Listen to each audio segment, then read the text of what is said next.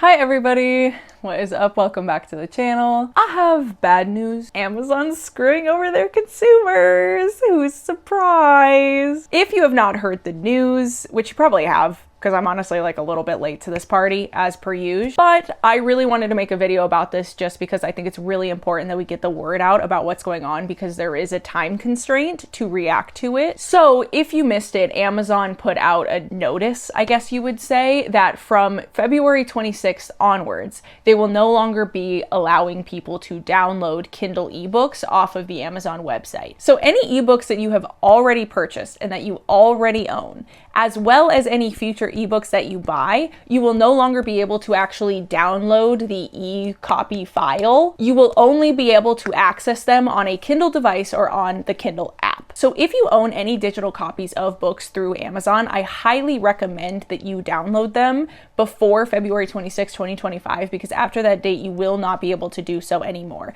Even if you think you won't ever want those copies, why not just do it? So that's the what of the news. But you're probably seeing the runtime of the video. You know I have thoughts, you know I have feelings, and that's what the rest of this video is going to be about, is my thoughts and feelings on this whole thing. Now, this is a bit of a crossover episode for me, actually. I speak about this every once in a while on this channel, but my degree is in computer science and I actually work in the tech space. So even though I pretty much exclusively make videos about books, my job is in tech, my degree is in tech, I watch a lot of tech content. So the fact that this is like tech company, tech product related and book related, it genuinely is the perfect intersection of everything I'm knowledgeable on. So I have extensive thoughts and feelings about this whole thing, and that is what we are going to discuss. First of all, I just want to say I do not think this is legal. I'm not a lawyer. This is just my opinion. I do not think it is a coincidence that they are doing this like a month after the inauguration of the newest United States president. We have to remember that digital products are subject to all of the same consumer protections and consumer laws as tangible products. So if you bought a book from a store and you bought it under the impression that you would be able to take that book home, and then the store out of nowhere was like, actually you have to come back to the store and read it in our cafe, like you have paid us for this physical product,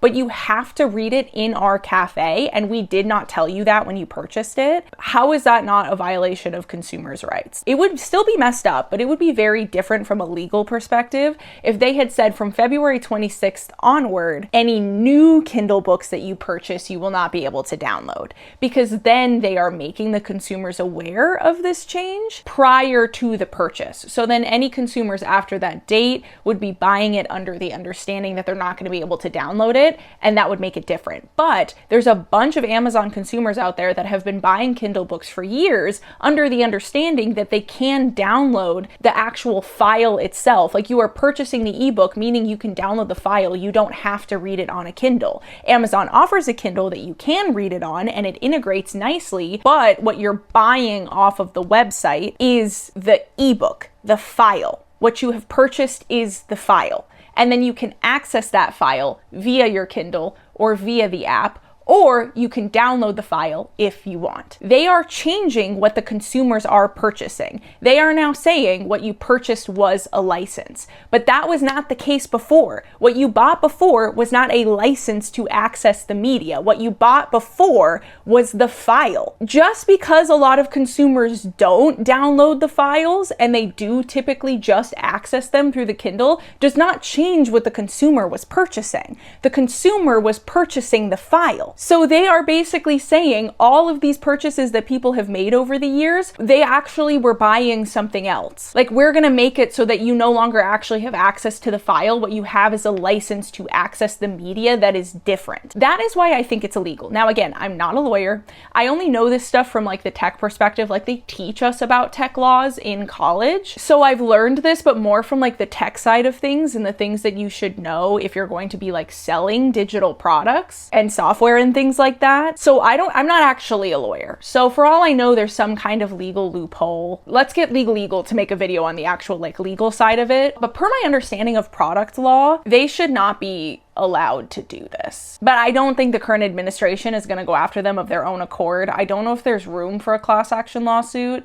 I don't know if anybody would care enough to file one. That being said, I think a lot of people are really focused on what this shows about the media industry as a whole, and the fact that the corporations are really trying to push people towards a world where you don't own anything, you just license everything. And so you always need to interact with that company in some way in order to access your license, instead of just being able to own the media and do whatever you want with it after you own it. You can't distribute it yourself illegally, but outside of turning around and redistributing it, you should in theory be able to do whatever you want after you own a piece of media. That's the piece of this that a lot of people are really focused on, for a good reason, because that is true. Our world is very much moving towards people not owning anything. However, I think that we are kind of missing in this conversation the focus on like why Kindle did specifically this, because I don't think it's for the reasons people think. And I think it's such a perfect example as to like why monopolies are really bad. Because for the longest time, Amazon/Kindle had a very dominant monopoly in the e-reader space. If you liked to read on an e-reader, then most likely the e-reader that you owned was a Kindle,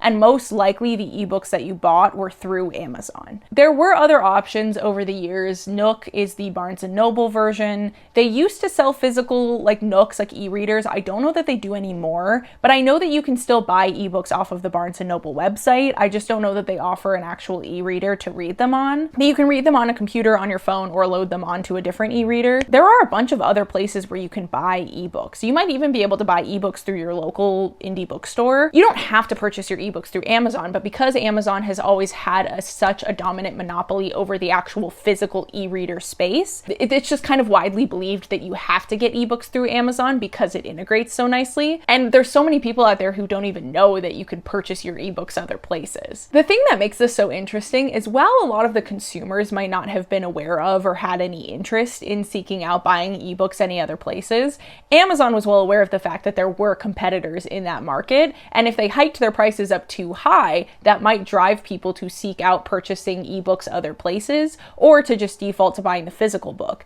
And that could also lead to lower Kindle sales of the physical Kindles, because part of the draw of buying an e-reader is that then the books you buy for the e-reader are cheaper than physical books. So part of the incentive of buying one of these devices is that it leads to you saving money over time in your reading habits. So Amazon was aware of the fact that if they hiked their own ebook prices, that takes away some of the incentive to buy an actual Kindle, and that even people who already own them, or people who want to buy them anyway for the other benefits, would be able to get ebooks cheaper other places, and might then seek out those ebooks other places than Amazon. That is why competition is good. However, the same was not true in the actual device space. They have had a monopoly over the e-reader, like physical e-reader device space, for so unbelievably long that they have been able to hike the prices of these devices to an insane degree and really like not improve them in a lot of ways. And like they've kind of been getting like worse over the years, and the user experience has been getting worse because they could, because where else are you going to turn to get an e-reader? There is nobody else. Well, a few years back, Rakuten, and I think it's important to remember that like ultimately we're talking about Rakuten, right? Like Amazon owns Kindle, so you could call the company Kindle, but most people call it Amazon because it's important to remember it's Amazon.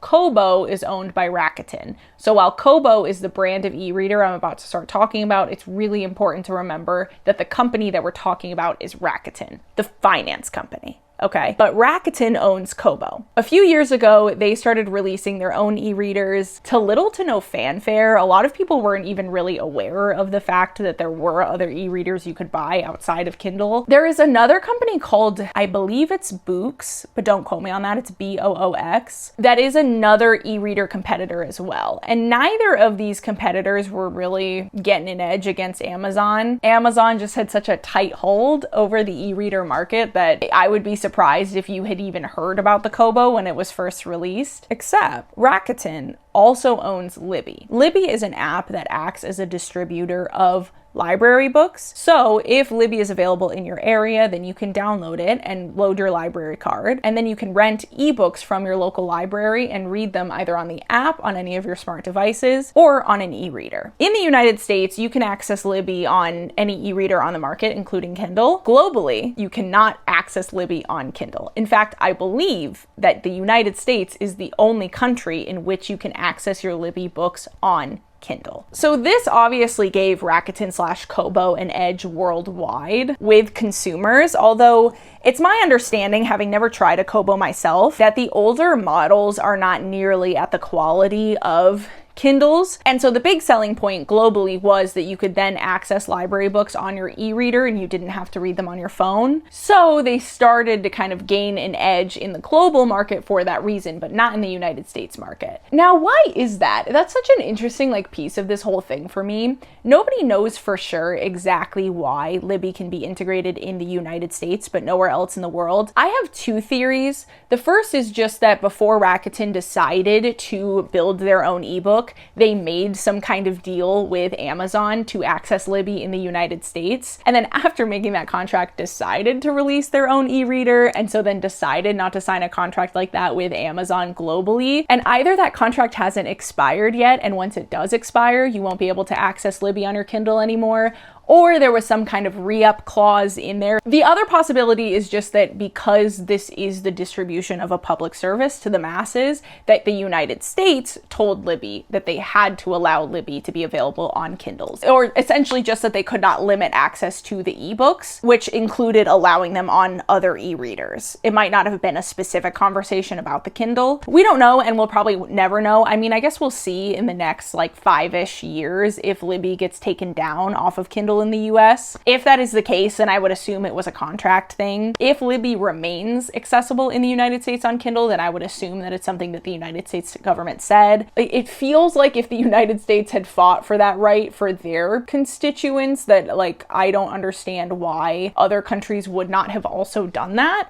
So that's part of what leads me to believe maybe it's just a contract thing. By the way, I do not work at Amazon. I do not work at Rakuten. I have zero insider knowledge. This is all just based on my knowledge of the industry. So you might be wondering, what changed? And why does this have anything to do with Kindle not allowing you to download the ebooks anymore? In the past year, I believe, Kobo released a device called the Kobo Libra Color. Here's the thing about the Kobo Libra Color. It's better than Kindles in every way, if the reviews are to be believed. I've never actually tried the product myself. The Kobo Libra Color also offers features that either just straight up are not available on any Kindles, or that you have to buy the most expensive Kindle to get. So the Kobo Libra Color is an e-reader that has all of the same perks of your typical e-reader. It has the e-ink screen that's easy on the eyes, really long battery life. However, it also allows for annotations, so there's a little stylus that you can buy with it. It does not come with the e-reader, you do have to purchase it separately, but the only Amazon e-reader that allows you to do that is the Kindle Scribe,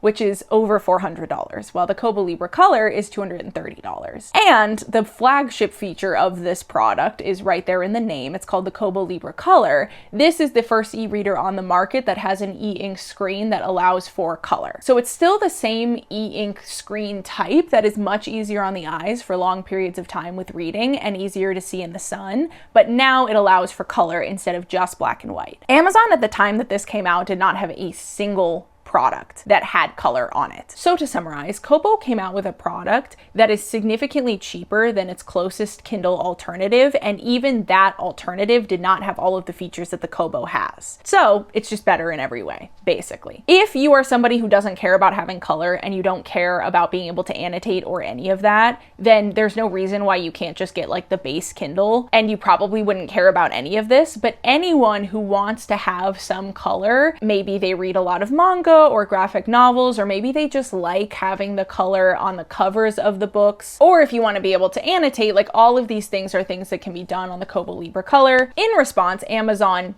hastily rushed to market, the Kindle color.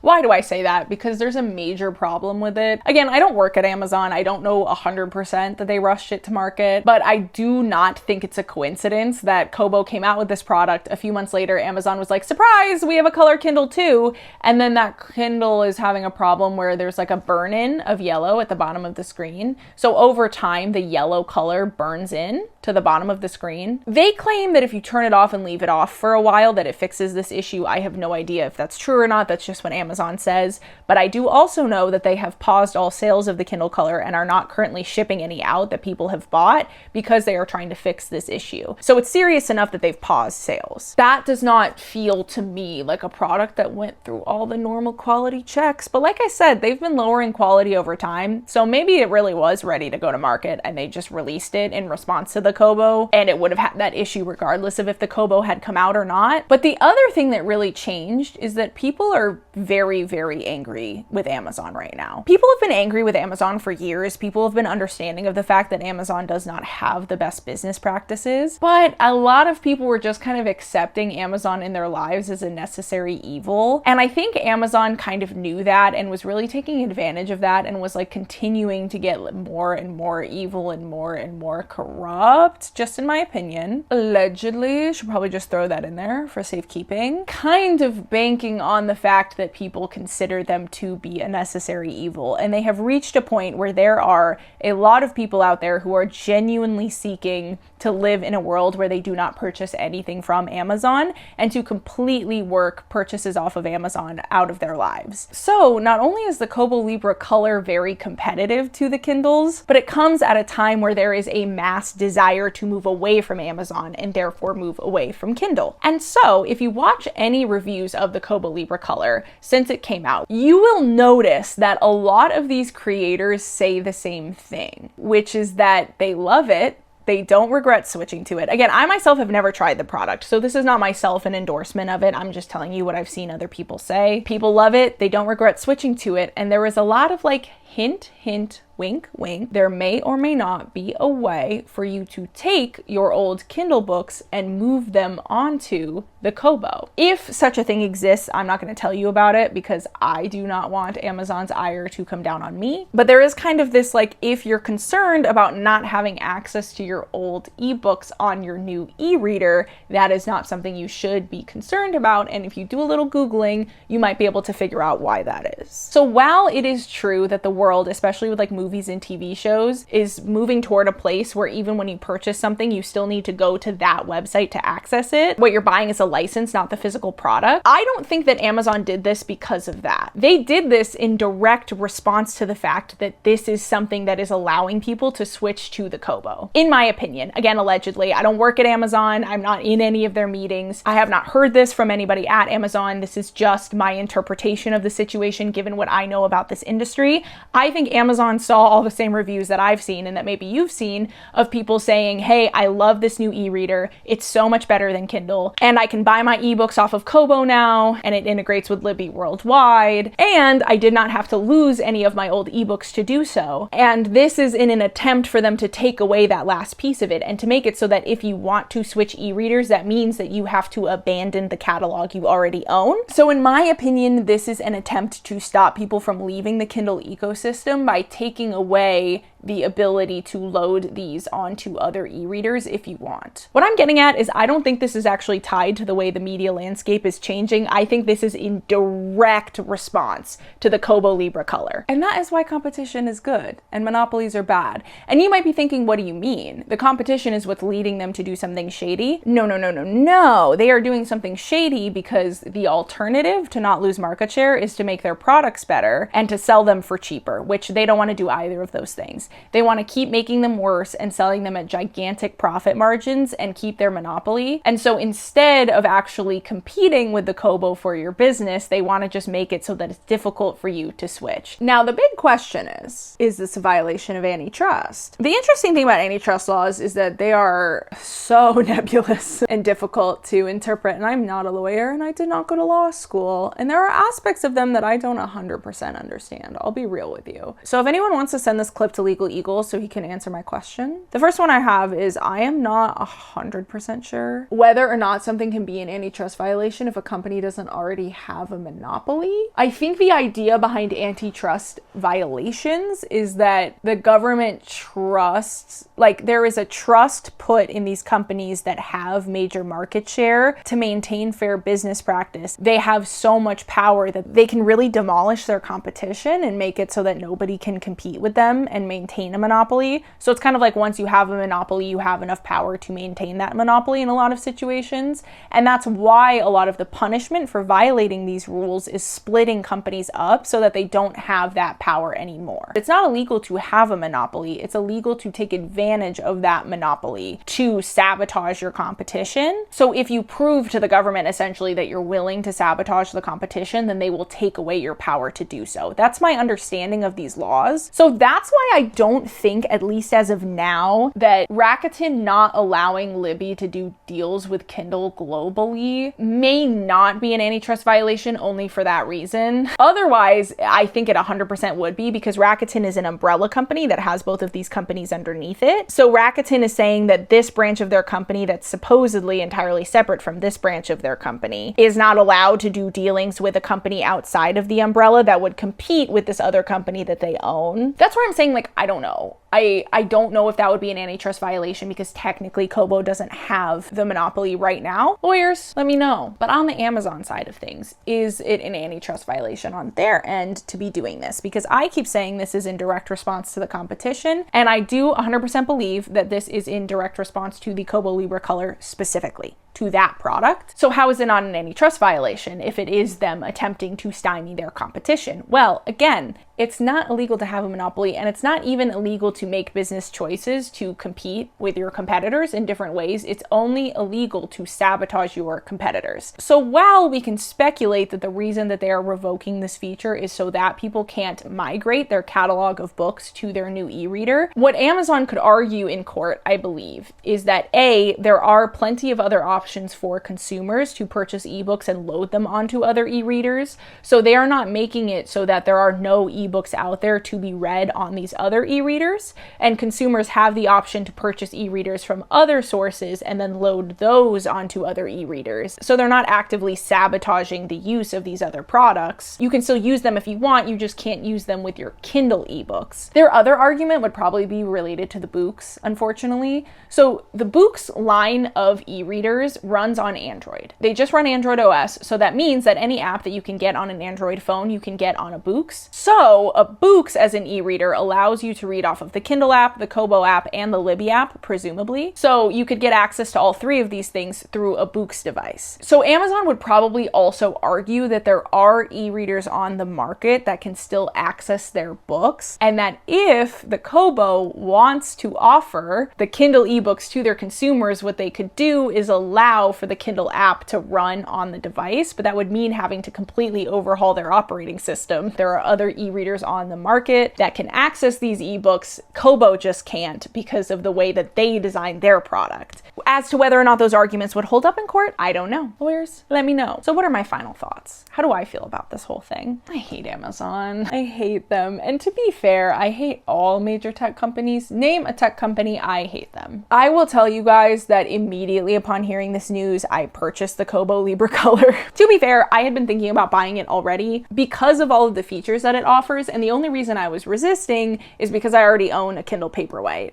So when I already have an e-reader, it's kind of hard to motivate myself to spend hundreds of dollars on another e-reader just to get the ability to annotate with a pen. I annotate the books that I read for the channel, and so what I have kind of defaulted to doing is buying physical books whenever I want to read a book for the channel, which I have found myself getting frustrated with, A, because my office is overrun with books right now. If you could see what I don't show you when I move things out of the way for my videos, but I really need more shelf space. Desperately, actually. Or I could like donate them to Goodwill or something like that, but then it makes me feel weird that I like wrote stuff in there. It feels like weirdly intimate and personal. And so I have all this clutter around of all these books that I don't necessarily want to own or need to own anymore, but I just do. So again, spending hundreds of dollars on another e-reader didn't feel worth it at the time, but Now it does. Now it does. So I did it. I bit the bullet. I purchased the Kobo Libra Color. I will do a review on it. Give me a few months. I want to get some actual good use out of it before I do a review, because I want to make sure I'm giving you guys good advice. But I am switching, and as to whether or not I'm going to be downloading my old catalog before February 26th and moving it onto the new e-reader, I'm not going to disclose. You're just going to have to wonder. Now, if you are in the financial position right now where you cannot purchase another e-reader and you do own a Kindle and you don't know what to do because you want to keep reading on it, if you're in the US, you have access to Libby, so you don't necessarily have to purchase the books you want to read. There is always that option. However, on Libby, you have to wait for books sometimes, and you don't own them, so if it's a book you're going to want to read a lot, maybe you would want to purchase it. Remember, at least as of right now, as far as I'm aware, those same methods that you could use to take your Kindle formatted ebooks and potentially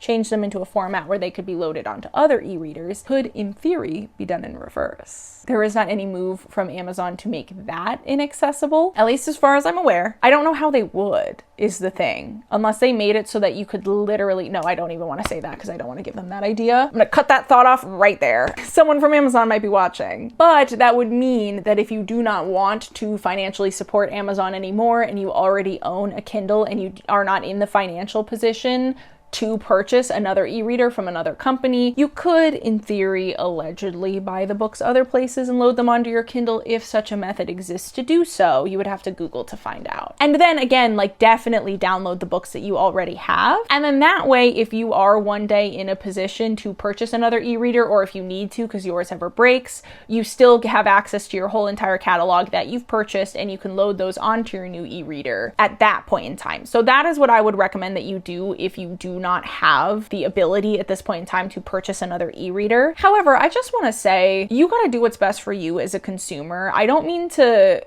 make it seem like I'm trying to guilt people who are going to stay on Kindle despite this news. Whatever your reasoning may be is your reasoning as a consumer. I'm not trying to like guilt anyone or pressure anyone. I'm just trying to tell you guys what your options are if you're in a position right now where you do not want to support Amazon anymore, or you just don't want to purchase ebooks that you don't actually own. You don't want to license them, you want to actually own the files, but the device that you have to read them on is a Kindle. There is that option as well. I just wanted to make sure you guys were aware of that option. The last thing I want to say is something that I don't think people are gonna love, unfortunately. The best thing for the consumer is competition. So while I'm not 100% sure as of right now that what Rakuten is doing is illegal, as far as not allowing Libby to integrate with Kindle, I do think that in the long run, that is bad for consumers because competition is good. And Rakuten, like, the reason I keep calling it Rakuten and not Kobo is because I really want people to internalize that this is Rakuten, the finance company that we're talking about. This is not some like indie book company. This is Rakuten. Okay. First of all, don't expect any company to be ethical. But second of all, it is a finance company. So given the same opportunity that Amazon had, they would do the same thing. Their product is competitive right now because it needs to be to compete with Kindle because Kindle has the monopoly. If Kindle loses that monopoly to Rakuten, Rakuten will do the same thing Kindle did. They will, over time, deteriorate the value of the product and continue increasing the prices because that is what companies do when they have a monopoly. So while I am publicly saying that I'm switching to the Kobo, I don't want us to lose sight of the fact that if Kobo / Rakuten / Libby keeps up this practice of not allowing any other e-readers, well, they would argue that the Books could too. God, Books, you're ruining everything because they run Android anyway. If they continue to not allow dedicated e-readers to run Libby, and you could only run Libby on an e-reader if it runs Android, that could potentially lead to them having the monopoly instead of Amazon, and that would not be better. And I don't think we should lose sight of that. And I think we should continue talking about it. And as much as I don't like Amazon and I don't want them to have more power, I want them to have significantly less power. I generally just think that competition is good. And if all three of these companies, Books, Kindle, and Kobo, have to actually compete with each other for your business, that is going to be what's best for the consumers. That's when we're going to get the best products for the cheapest price, because they have to do that, because if you won't buy it from them, you'll buy it from somebody else. And that's the situation that we want. So I don't think that we should just like pass over the fact that Rakuten is doing this with Libby and Kobo, because I think that eventually it could lead to a world where they have the monopoly instead of Amazon, and then they will do the same thing Amazon did. But what I'm saying is they should have to compete with their products. Like, they should have to put out a better e-reader than Amazon did to compete with Amazon instead of pulling their own shady business practices to do so. Both of these companies should just be raw competing on how good the physical product is. And this other crap, like, they shouldn't be allowed to do it. And they shouldn't be doing this other stuff. And we can't lose sight of that. What do you guys think? How are you feeling? Are we feeling okay? Are we doing okay? Does anybody need a hug? I mean, this is just the latest in a long string of crazy news about laws and corporations and companies. And it's shitty. And it's horrible. And I wish it wasn't happening. That's all for me today, you guys. I hope you're doing well. I wish you all the best. Make sure you're taking care of yourselves. I love you, and I'll see you in the next one. Bye!